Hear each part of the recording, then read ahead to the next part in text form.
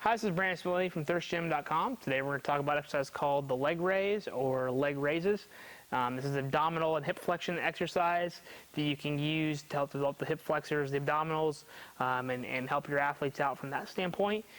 We've got, some people call us a Roman's chair or a captain's chair. We have one of these here in our facility that we use for this. You can also do that off of like an incline bench.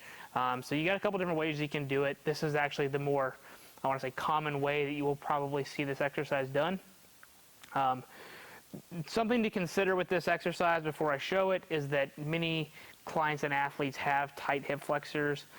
So make sure that the athlete and your client that you're working with does not kind of present this problem of where they're in this really bad anterior pelvic tilt and they can't get out of this. You're probably more likely to want to prescribe some anti-extension and flexion exercises for the abdominals. It's going to help root and keep that pelvis under control.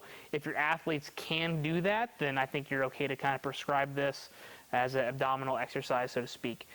The hip flexors are incredibly important in terms of stride frequency and turnover. So, as your athlete hits the ground and they start to drive that other leg up, we got to understand that the hip flexion portion is important. The faster we can get that leg up, the faster we can also bring it back down to make our athletes faster.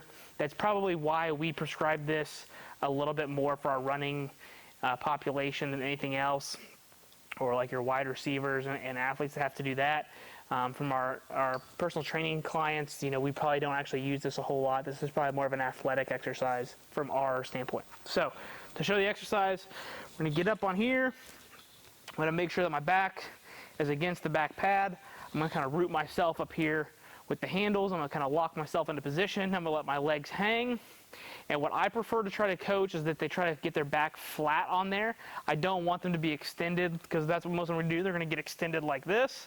I want them to try to find that neutral position just like you would with a dead bug. So I want them to try to find that position. Legs are almost kind of out in front, so I can feel my abdominals just right now. And then we're just going to lift our legs as high as we can and then back down.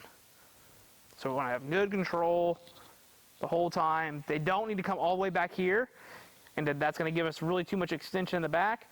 But we also don't want to just shortchange the exercise and be right here. We want to try to pull the feet up. We don't want to try to go like that. Keep the abdominals back braced, raise, and back down.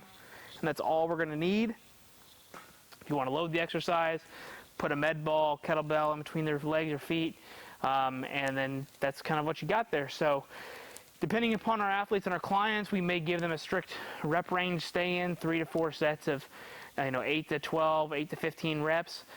Some of our athletes that are a little bit stronger, if we're using it either as like abdominal finisher or something like that, we might just say 3 sets max reps. And if you can get 20 reps, you need to add load to try to keep you under that so that we can kind of monitor progress that way. So very simple exercise, very common, but also very commonly botched. So like I said, key points, just keep that back flat, pelvis posteriorly tilted, and just focus on getting the legs up to that 90-degree angle and back down. And you'll see some good benefits from your abs and your hip flexors for your athletes and clients. If you get any questions, leave them in the comment section. Thanks. Have a great day.